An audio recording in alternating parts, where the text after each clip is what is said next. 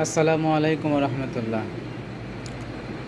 আপনারা ইতিপূর্বে অবগত হয়েছেন যে নবম পে কমিশন গঠন করা হয়েছে।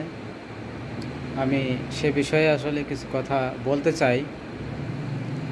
তার আগে আমি আমার পরিচয়টা দিয়ে নিই। আমি মোহাম্মদ গোলাম রহমান, অ্যাডমিনিস্ট্রেটিভ অফিসার, স্থানীয় সরকার মন্ত্রণালয়। আসলে বর্তমান যে দ্রব্যমূল্যের ঊর্ধ্বগতি, যে বাজার ব্যবস্থাপনা, তার সাথে আমাদের 2015 সালে প্রণীত যে বেতন কাঠামো, তার সাথে আসলে খুবই সাংঘর্ষিক।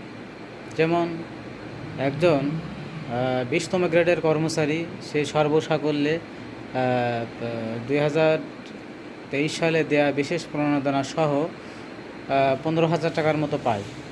তো 8,200 টাকা হচ্ছে তার, 8,250 টাকা হলো তার মূল বেতন। চিন্তা করেন যে একজন 20তম গ্রেডের কর্মচারী যদি ঢাকা শহরে বসবাস করে পরিবার পরিজন নিয়ে, একটা পরিবারে স্বামী স্ত্রী 2টা সন্তান, বাবা মা দিয়ে মোট 6 জন সদস্য থাকে, কম করে হলেও 6 জন সদস্য থাকে। সেই 6 জন সদস্য নিয়ে যদি তারা ঢাকা শহরে বসবাস করে, তো তাদের বাড়ি ভাড়াই তো লাগে 15,000 টাকা প্রায়। তাহলে তারা খাবে কি? বাবা মার ওষুধ কিনবে কি দিয়া? বাচ্চাদের স্কুলে ফি দেবে কি দিয়া? হ্যাঁ, এসব কিছু বাদ দিলাম, ইভেন তারা সারা মাস যে 4টা ডাল ভাত খাবে, সেই ডাল ভাত খাওয়ার মতোও তো অর্থ আসলে তাদের কাছে অবশিষ্ট থাকে না। এখন যাই হোক, আমাদের বর্তমান অন্তর্বর্তীকালীন সরকারের প্রধান উপদেষ্টা, মাননীয় প্রধান উপদেষ্টা জনাব ইউনূস, ডক্টর মোহাম্মদ ইউনূস, তিনি তার সুচিন্তিত ধারণার প্রেক্ষিতে মন্ত্রিসভার সাথে বৈঠক করে তিনি মনে করছেন যে প্রথমত তিনি মহার্ঘ ভাতার একটা সিদ্ধান্ত নিয়েছেন এবং সেটা বাস্তবায়নও করেছেন আলহামদুলিল্লাহ।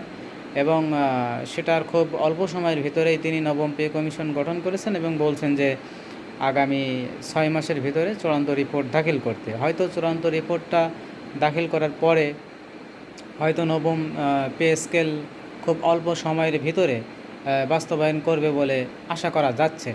যাই হোক, এই নবম পে কমিশনের যে সদস্য বিশিষ্ট রয়েছেন, সেই সদস্যের ভিতরে আমি নাম নেব না, কারণ নাম বললে আসলে সেটা সরাসরি বলা হয়ে যায়। তবে আমি আপনাদের জ্ঞাতার্থে একটা বিষয় বলে রাখি। এই সদস্যদের ভিতরে একজন আমার খুবই নিকটাত্মীয়, খুবই কাছের এবং নিকটাত্মীয় আর কি।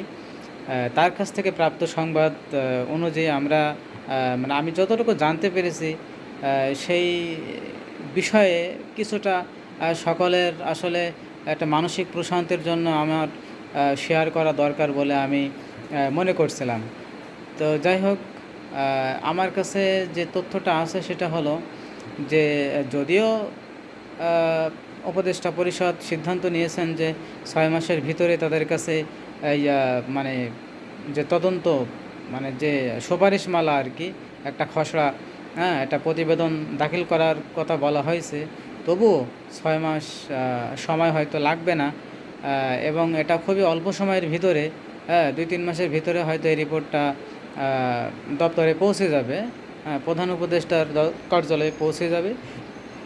আশা করা যাচ্ছে 2009 সালের পরে 2015 সালে যখন অষ্টম পে স্কেল ঘোষণা করা হলো, তখন কিন্তু আমাদের বিদ্যমান যে বেতন কাঠামো ছিল সেখান থেকে 100%, অর্থাৎ দ্বিগুণ হারে এই বেতন কিন্তু বৃদ্ধি করা হয়েছিল।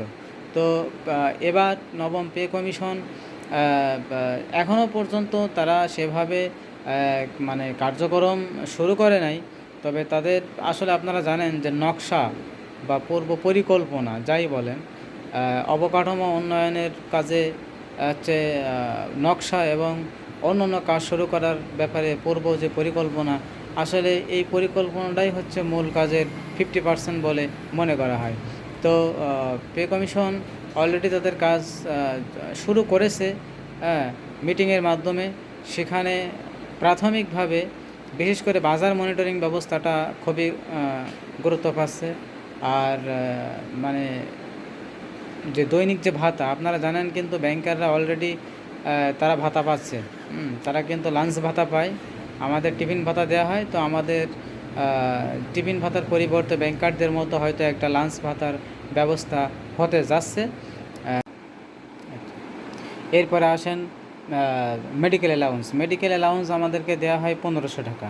আসলে বর্তমান আপনি দেখেন যে কোনো একটা ডায়াগনস্টিক সেন্টারে যদি আপনি যান, ডাক্তাররা এত গাদা গাদা টেস্ট দেয় যে শুধুমাত্র রোগ নির্ণয় করার জন্য যে টেস্টগুলো করা হয়, সে এক একটা টেস্ট এমন রয়েছে যে 1000, 1500, 2000 এরকম, মানে এরকমভাবে শুধু টেস্ট করতে আমাদের প্রায় 3-4 হাজার টাকা খরচ হয়ে যায়। তো সব মিলিয়ে মানে নিজ প্লাস স্ত্রী, সন্তান, বৃদ্ধ বাবা মা, এদের ক্ষেত্রে যে দেখেন সর্বনিম্ন কম করে হলেও আমরা চাই, আল্লাহর কাছে সবসময় দোয়া করে, আল্লাহ আপনি আমাদেরকে সুস্থ রাখুন এবং সুস্থতা দান করুন, সবসময় আমরা যেন সুস্থ থাকতে পারি। এরপরও দেখেন যে কারণে অকারণে আজকে এ অসুস্থ, কাল শেষ অসুস্থ। দেখেন পরিবারের কেউ না কেউ যখন অসুস্থ হয় তখন আসলে কিন্তু নিজেদের সেই সেন্সটা থাকে না। তখন টাকা পয়সা ধার করে, জমি জমা বন্ধক রেখে, হ্যাঁ, একটা সম্পদ ঘুষিয়ে অর্থ সংগ্রহ করে কিন্তু তাকে চিকিৎসা করতে হয়। তো আমাদের যে চিকিৎসা যে ভাতাটা দেওয়া হয় 1500 টাকা, এই পে কমিশন তারা এটাও আমলে নিয়েছেন কীভাবে এই টাকাটা আরও মানে একটা বেশ লেভেলে নিয়ে আসা যায়।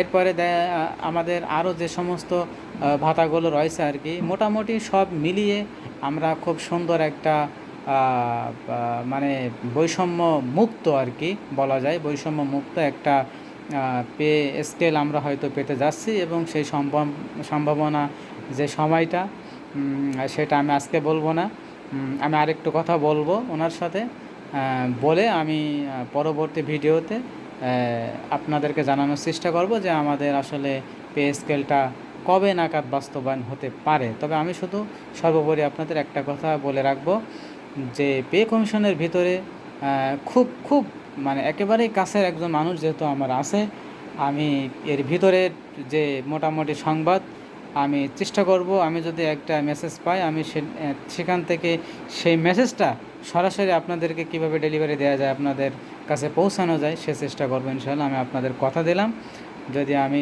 সুস্থ থাকি, বেঁচে থাকি, আল্লাহ পাক আমাকে যদি তৌফিক দেয়, আমি অবশ্যই মেসেজগুলো পর্যায়ক্রমে আমি যখন যেটা জানতে পারবো তখন সেটা আপনাদেরকে জানানোর চেষ্টা করবো ইনশাআল্লাহ। আজকে এই পর্যন্ত। আপনারা সবাই আমার জন্য দোয়া করবেন আর আমার চ্যানেলটি সাবস্ক্রাইব করে পরবর্তী আপডেটগুলো পেতে পাশে থাকবেন, এই অনুরোধ রইল। তো পরবর্তীতে আবার দেখা হবে ইনশাআল্লাহ। আসসালামু আলাইকুম।